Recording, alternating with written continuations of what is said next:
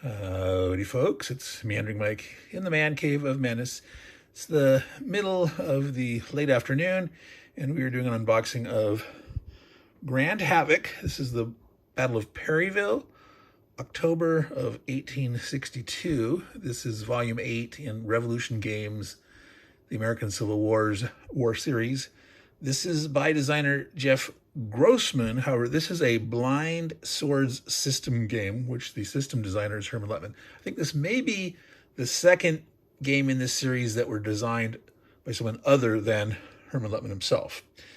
So a little bit of historical background about Perryville. This is a face-off between Buell, I guess Buell is the correct way to pronounce it, it's Army of Ohio for the North, and Bragg's Army of Tennessee. Bragg was of the mind that he thought he was facing a small portion of the Army of Ohio. And in fact, but though it was pretty much almost all there. And Buell thought he was facing all of Bragg's army and also thought that potentially Smith's Army of Kentucky might also show up, but he was only facing about 2/3 of Bragg's army. So that sort of sets the dynamics for the battle, about sort of that fog of war, not really what's going on, and hopefully that blind sword systems, fog of war, friction of war kind of mechanics helps sort of picture that, sets the scene of the chaos of the battlefield of what could be happening. So now, quick word about the reason I'm unboxing this at this time. This is a 2023 Charles S. Roberts Awards nominee in the category of the Civil War period. Okay, so let's get to the unboxing. Let's go ahead and take off the shrink. And the shrink is off. Let's take a look at the back of the box here. Hopefully there's not too much gloss and glare. I'm going to focus in, as I usually do, on certain portions of the information. Okay, as we mentioned, Jeff Grossman is the designer. Revolution Games. Now, the component list is down here. That's not as prominent as usually you expect to find in the back of the box, but it's a full-size 22 by 34, pretty standard full game hex and counter war game type map. There's the exclusive rulebook for the game, the series rulebook. They are 5/8" counters. Thank goodness they're not half-inch. And 352 is kind of a hefty amount. 2 are CRTs, a general record track, 2 dice in the box version only. You don't get them in a Ziploc version. Brigade activation cards, and 2 player reference cards. All right, so you can see a little quick peek at sort of the map style here. The counters, and more set of counters here. So I already gave a little bit of with the history. There's more here, but I'm not going to go into that. You say it's a drought-stricken Kentucky. The map does look a little dry, doesn't it? A little more of the pale yellows and the browns, and the greens don't look as vibrant. So yeah, it sort of gives me that feel. All right, let's open up the box. And we are open. Let's take a peek down at the contents. That should be about a good spot to view. Dice. Here are the 2 aforementioned activation display cards. All right. A Buell alert track. Interesting. Buell's unaware. He hears artillery. He hears reports of fighting. He finally commits. Okay, 3 different levels. All right. So there we go. He's leery to go into battle thinking he's facing too much. So wait a minute. All right. So one side we have, I'm going to zoom out. Get a picture. So we've got a nice terrain key. However, I do not see the movement costs or the definition. Okay, so it's just the train key. So that I don't like. I will gripe about that because I always do. Always want to see in the same place the movement effects, the combat effects, and the key of the terrain. All right. Maybe it's somewhere else, like on the map or in the rule book together. But if you're going to put this on a reference card, do the whole thing, please. All right, so this is interesting. We've got cohesion tests, and it seems to be color-coded of some kind. Green, yellow, red, and then more green, yellow, red, but a gray section here, close fight. So fire combat cohesion and close combat cohesion. All right, so evidently your chance to cause, I'm not sure if that's a die roll range or a unit amount. It looks like a die roll range. Absolutely looks like a die roll range of some kind. And sort of an indicated cohesion test level. All right, interesting. It's 2 dice doing the like 2 digits. So you don't add them together. But so if the first die is a 1, the second one's a 1, 2, 3, 4, 5, 6. So those are the ones. You have 3 different results. The 2s only have 2 different results. 2, 2, 2, 3. So interestingly, the ones, the low rolls, 1s in the first one, and the high one, 6, have 3 different breakdowns, and the other ones only have 2 each. Interesting. All right, so trying to do an interesting twist on the bell curve, giving you more options and a slightly different weight of how they're doing that. So that's interesting. That'll deserve further analysis. Okay, lots of odd shifts. So this is the terrain effects portion for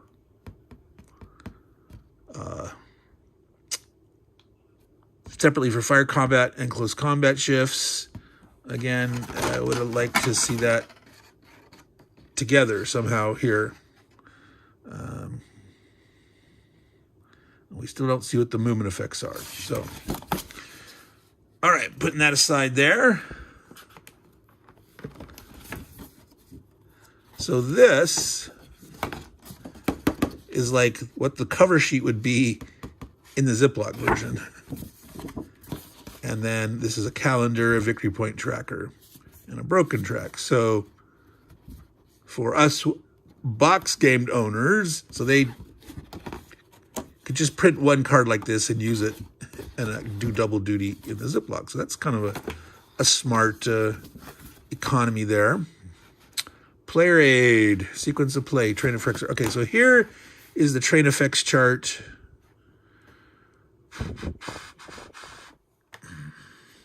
Well, these must be movement costs,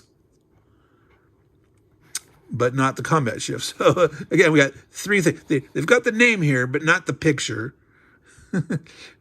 So I'm telling you, I'll have to make my own, I guess.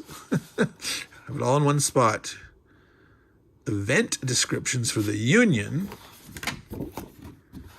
and for the Confederates. All right, so we got 2 copies of the same thing here. These charts, sequence of play and terrain effects chart without key, movement costs, brigade orders, etc. And then the description. So 1 for each player. The Blind Swords series rules, as of this moment, it's at version 1.1.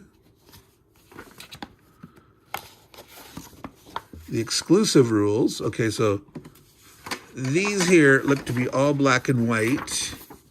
16 pages, counting the end pages, which there is a nice index on this.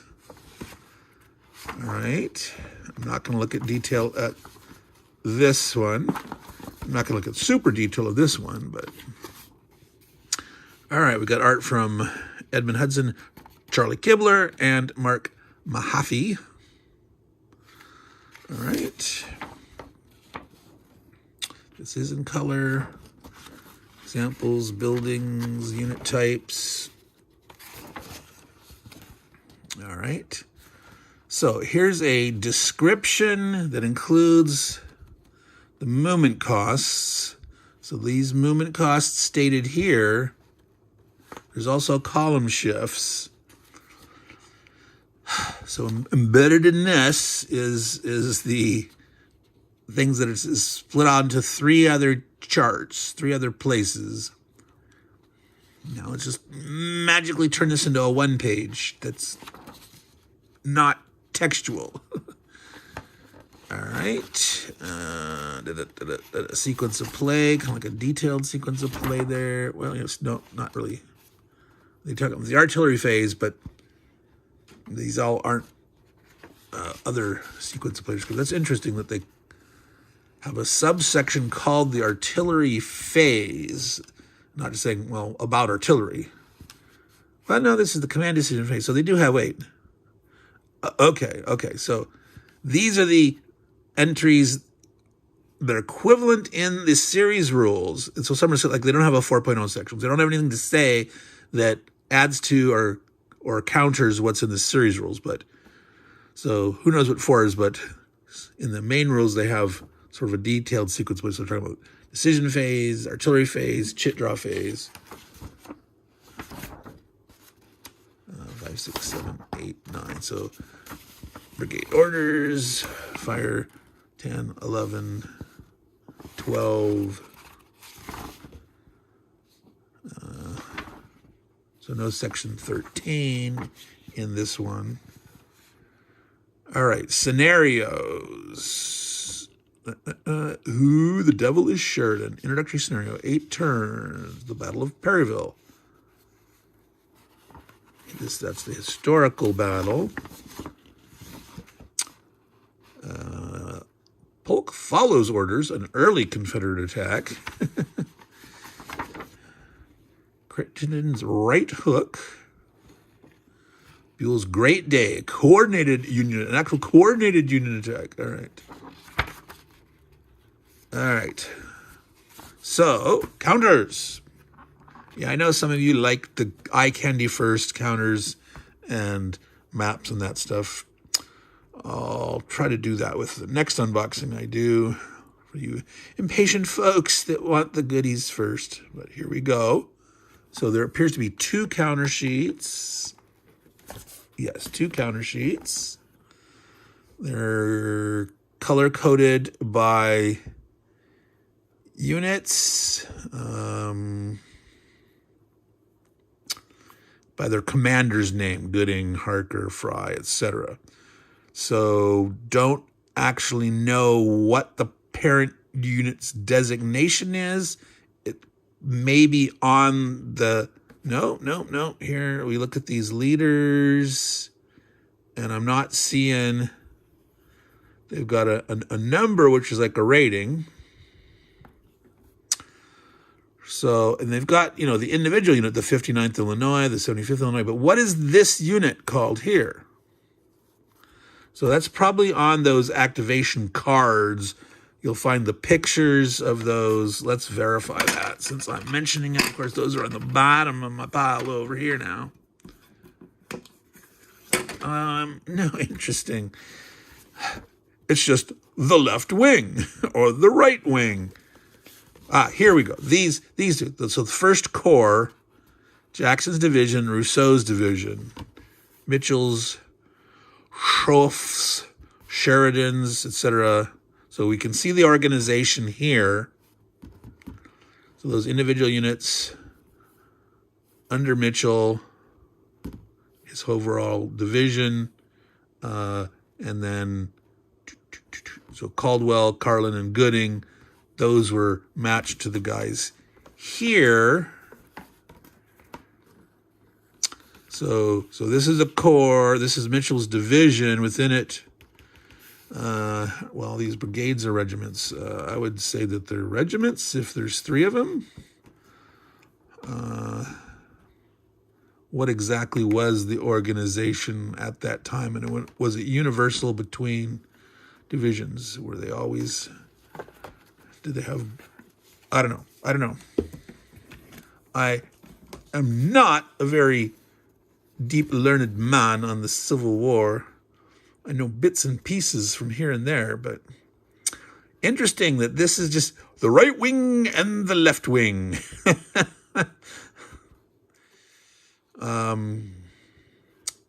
Okay, these are brigades. They're calling it a brigade activation, so they're brigades. Answered. I asked, they answered. Brigades, good man. Brigades, can't you read? All right. So let's take a quick look at the Confederates counter sheet. All right, so there's a bunch of markers for shaken, and I believe the other side is what? Disrupted? Is that what they're calling it? Yes, disrupted and shaken. No. Artillery fired. No. Rebuild. Activated. Okay, so I'm assuming those are the chit pulls for those units. And get to the question whether you could move all the units or some portion of the units within it when you draw the dude's thing. All right.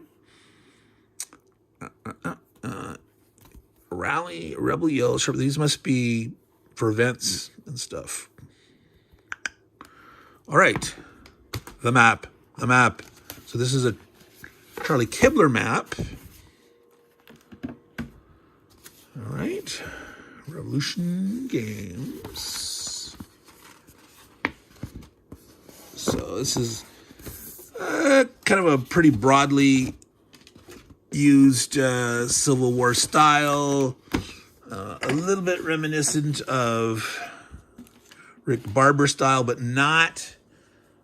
This is more minimalistic, not minimalistic, but oops, Clark. Some people think Rick Barber stuff is over detailed. You can kind of get lost. I kind of like it. The ink, the hand ink drawn style, makes me think of some map that you might have from the era that some scout drew or something. I don't know, but this is just as good. I mean, I enjoy this style. So my alarm went off as usual. Not always, but it just seems like Murphy's Law tells me if I'm filming. All right, so I was just about to say, oh, there's Perryville. Get out of the glare here.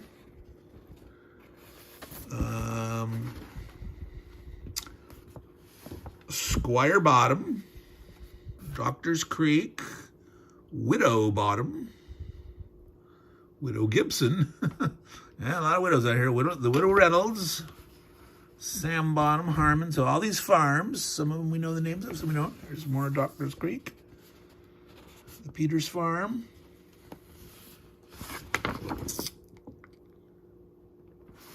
So that's the Chaplain River over here, snaking its way this way. I'm going to flip. Oh. So this is the bottom part. That's the top part, all right. So again, the snakiness of the Chaplain River that came up over here and is going this way. So I fold that out all the way and zoom back. See how much of that you can see. Yeah, so hey, down here. Snaky, snaky, snaky. All right. And then if I do this and open the bottom part. Oop. There's Bull Run. Is that the same Bull Run? No.